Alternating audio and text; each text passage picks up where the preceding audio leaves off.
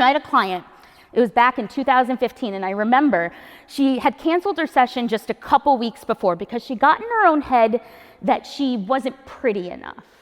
You know, I do not believe that you have to love every inch of yourself. No. It's about having balance and a true choice of focus so you can see what literally needs to be brought into the light and what can just fade into the shadows. You know, I actually still keep a copy of the letter that she sent me the day after her session. I'm going to read it to you.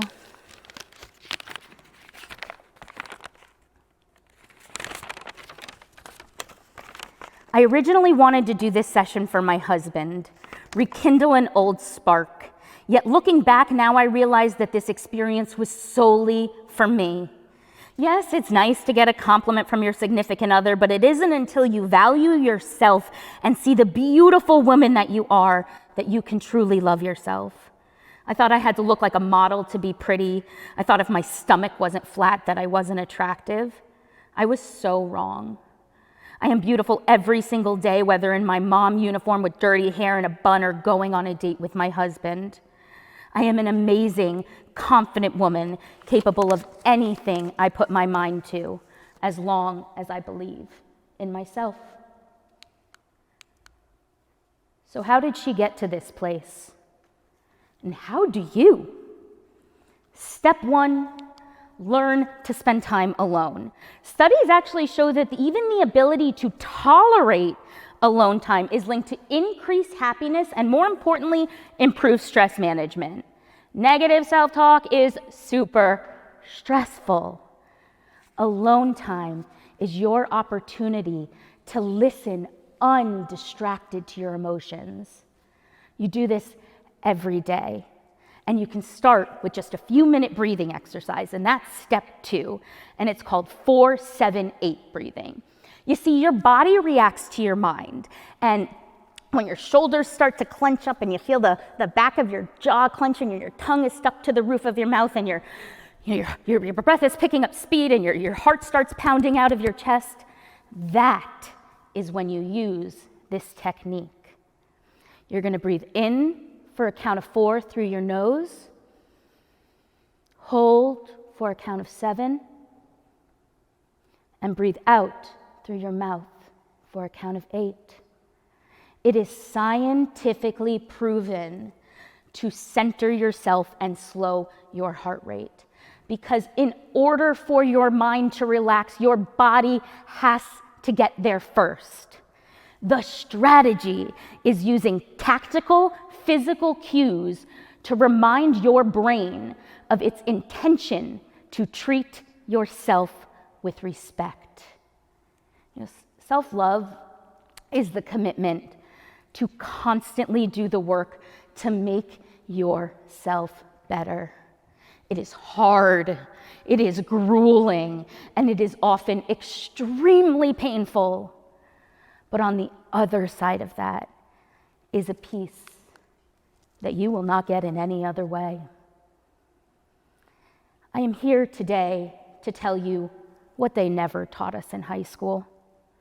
You do not have to love yourself fully today, but today you can take the first step towards what you're going to do to like yourself just a little bit more tomorrow. And that begins with talking to yourself the way that you would talk to anyone in your life that you love. You are worthy of respect here and now. What they never taught us in school is that your worth is contingent on no one but yourself. No ifs, ands, or buts about it. Lindsay Ray, the body image activist and owner of the Self-Love Experience. I am a luxury boudoir and empowerment photographer, and if I have learned anything, it is how deeply damaging the beauty propaganda machine is. And it all hinges on one word: if. Out of over 600 individuals who have come to Troy, New York to my photography studio, most aren't coming to strip down physically, but to strip down emotionally, to confront their insecurities and that negative tape that's playing in their heads.